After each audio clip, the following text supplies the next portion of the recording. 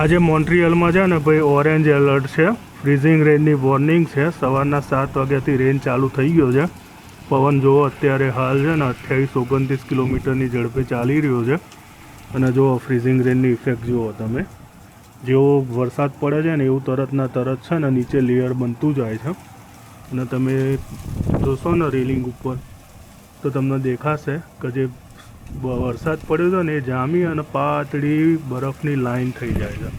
અને આ બહુ રિસ્કી એન્વાયરમેન્ટ કહેવાય. ગઈ વખતે 2023માં આવું થયું હતું ને ત્યારે 3 દિવસ માટે લાઇટો ગઈ હતી અને બધું કામકાજ ઠપ થઈ ગયું હતું. તો હેલો એવરીવન, કેમ છો બધા? સ્વાગત છે આપ સૌનું ફરીથી એક નવી વિડીયોમાં. હું છું જિગ્નેશ પટેલ અને તમે જોઈ રહ્યા છો કેનેડા ટોક્સ. આજે છે 11 માર્ચ અને આજના આપ સૌને ગુડ મોર્નિંગ અને જય શ્રી કૃષ્ણ. આજે ભાઈ છે ને ફ્રીઝિંગ રેનની વોર્નિંગ છે. આખો દિવસ રેન પડવાનો છે અને પછી છે ને એમાંથી બરફ બની જવાનો છે. બરફ તો નહીં પણ બરફની પાટો બની જવાની છે. અને એની પબ્લિક છે ને જેટલી સ્નોથી નહીં ગભરાતી ને એટલી ફ્રીઝિંગ રેનથી ગભરાય છે. કારણ કે ફ્રીઝિંગ રેન આવે ને એટલે છે ને ભાઈ બધું રમણ કરી નાખે છે. અત્યારે ઓરેન્જ વોર્નિંગ છે. ઓરેન્જ વોર્નિંગનો મતલબ એવો થાય કે ભાઈ આ છે ને લાઈફ માટે રિસ્કી છે. એટલે કારણ વગર છે ને તમારે જરૂર ના હોય ત્યાં સુધી બહાર નહીં નીકળવું. કારણ કે રસ્તા ઉપર છે ને ઝાડ ગમે ત્યારે પડે, પછી જે પાવર લાઈન હોય ને એ બી ગમે ત્યારે પડે. કારણ કે ઉપર જે ફ્રીઝિંગ રેનના કારણે બરફ જામેલો હોય ને એ બધું એના વજનથી જ છે ને નમી પડતું હોય છે. અને ગઈ વખતે મેં એવા ઘણા બધા કેસ જોયેલા છે. અમુક વખતે ઘરની ઉપર પડે, અમુક વખતે ગાડીઓ ઉપર પડે. એટલે કશું નક્કી ના હોય. એટલે બને એટલું છે ને એવોઇડ કરવું એવું કહે છે અહીંયા આગળ. અને જોઈએ આજે શું હાલત થાય છે. હજુ તો શરૂઆત થઈ છે. જો ફ્રીઝિંગ રેનના કારણે છે ને અહીંયા રોડ ઉપર જુઓ તમે, બરફની છે ને પાતળી ચાદર બની ગઈ છે આખી વોકવે ઉપર ને રોડ ઉપર ને બધે. અને આ બધો સામાન જે પડ્યો છે ને એની ઉપર બી જોવો તમને દેખાશે. અને આ જો આ ગાડી ઉપર જે વરસાદ પડીને છે ને એના રેલા ઉતર્યા હોય ને એ રેલા બી તમને ખીચી ગયેલા જોવા મળશે. જોવા છે કાચના બાચ એ તો બધું જામી જ ગયું છે આખા રોડ ઉપર અત્યારે હાલ છે ને. જો આ રીતની હાલત છે બધે.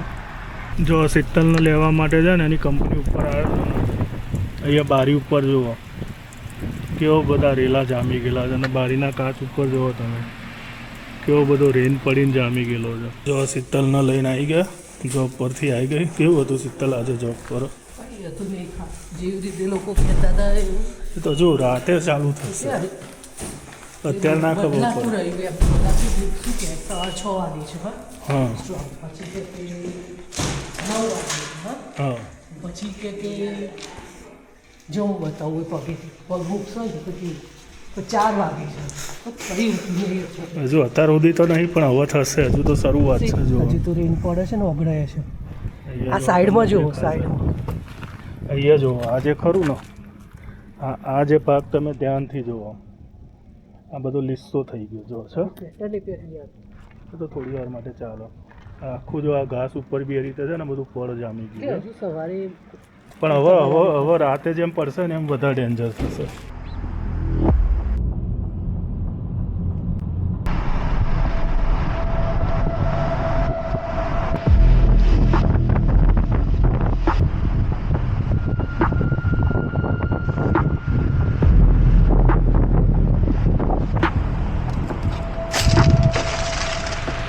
હવે નહીં ઉપર કરતું જા.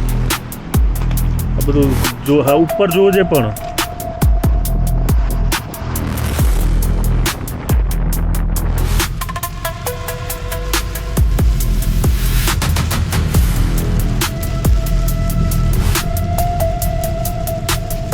જો ફ્રીઝિંગ રેન તો ખતમ થઈ ગયો પણ અહીંયા આગળ આવી બધી છે ને પતરીઓ તમને બરફની જોવા મળશે. આ બધી જે બાજી ગઈ હોય ને એ બધી ઉખડી અને છે ને જો કાચના ટુકડા હોય ને એવી થઈ ગઈ છે ઘણી બધી જગ્યાએ છે.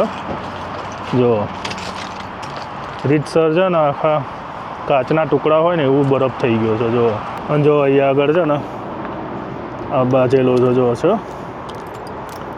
એકદમ અણીદાર આ રીતના છે ને બધા જે રેલા ઉતર્યા હોય ને આખા અણીદાર આવા બધા થઈ ગયા હોય. દિવાલો ઉપર બી જો તમને જાણે કાચનું કોટિંગ કર્યું હોય ને એવું લાગશે તમને. આ ગાડી ઉપર બી જામેલો છે જો. એટલે બધે આવી જ હાલત છે. ઘાસ ઉપર બી છે ને આ જ રીતનો સિનારીઓ છે. હવે જોઈએ રાત્રે અત્યારે બીજે ક્યાં ક્યાં શું ઇફેક્ટ થઈ છે કાલે તો ઉબરમાં નીકળ્યા નહોતા પણ આજે હવે જઈએ છીએ, જોઈએ શું થાય છે. હવે અત્યારે આપણે છે ને લવાલમાં આવી ગયા છીએ. આ ઝાડ ઉપર જુઓ, ફ્રીઝિંગ રેનના કારણે કેવા ચમકે છે. ફ્રીઝિંગ રેન તો કાલનો પતી ગયો પણ હજુ સ્નો છે ઝાડ ઉપર. જો આપણે અત્યારે છે ને અહીંયા આગળ આ ગલીમાં ભરાઈ ગયા છીએ કારણ કે આ ફાયર ફાઇટર આવીને ઊભેલું છે. એટલે જ્યાં સુધી હવે પ્રોબ્લેમ સોલ્વ ના થાય ત્યાં સુધી આપણે અહીંયાથી હલી શકીએ એવી કન્ડિશનમાં નહીં કારણ કે આ વન વે છે અને બધી બાજુ જો ગાડીઓ ઊભી છે અને પેક થઈ ગયેલું છે. મારી પાછળ બી એક ફાયર ફાઇટર ઊભું છે. એટલે કોઈ બેકઅપ લેવાનો બી કોઈ ઓપ્શન નહીં, કશું જ નહીં. એટલે જ્યાં સુધી હવે એ પતશે ને ત્યાં સુધી આપણે અહીંયાથી ભાઈ હલી નહીં શકીએ. એટલે આવી રીતે છે ને ઘણીવાર મોન્ટ્રિયલની ગલીઓમાં સ્ટક થઈ જઈએ. જો આ સામે જે બિલ્ડિંગ દેખાય ને આ બિલ્ડિંગની અંદર જ કંઈક પ્રોબ્લેમ થયો છે. અહીંયા આગળ જો પબ્લિક બધી બહાર બી નીકળેલી છે. આ રેન્ટેડ એપાર્ટમેન્ટ છે, અહીંયા ઘણા સ્ટુડન્ટો રહે છે. આ બિલ્ડિંગની અંદર છે ને પહેલાં બી અમે આવેલા છીએ. ઇન્ડિયન સ્ટુડન્ટ બી ખાસા બધા રહે છે. એક છે ને આ બાજુ ઊભું છે જુઓ અને એક આ બાજુ ઊભું છે. આખો રસ્તો બ્લોક થઈ ગયેલો છે. આપણે આગળથી નીકળવાનું છે પણ હવે જવાની કોઈ જગ્યા જ નહીં. આ ગાડી ઉપર તો જુઓ કેવો જામી ગયો છે. અહીંયા મોટા ભાગની બધી ગાડી ઉપર જુઓ તમે છો. હજુ કેટલીય ગાડીઓ રોડ ઉપર ફરી રહી છે આવી કે જેની ઉપર છે ને આ રીતે બધો આઈસ જામેલો જ છે. જો પપડીઓ બધી બાજેલી જ છે હજુ બી કારણ કે ટેમ્પરેચર છે ને હજુ માઇનસમાં છે. આ ગાડી ઉપર જુઓ, આ ગાડી ઉપર જુઓ, આની ઉપર જુઓ, આની ઉપર જુઓ, બધી જ ગાડીઓ ઉપર જુઓ છો. હવે આ જે છે ને પ્લસમાં ટેમ્પરેચર જશે કાં તો વરસાદ પડશે તારા જશે કાં તો એ લોકો સાફ કરે. પણ આ સિનારીઓ છે અત્યારે ભાઈ બધે. અત્યારે આપણે ફરી રહ્યા છીએ અહીંયા આગળ પ્લાટોમાં અને અહીંયા આગળ છે ને ઘણા બધા ઝાડની દાળખીઓ ને બારખીઓ ને બધું બી પડેલું છે. અમુક ઝાડ ઉપર બી જુઓ તમને જાણે કાચે મઢેલા હોય ને એવા તમને દેખાશે લાઇટની અંદર.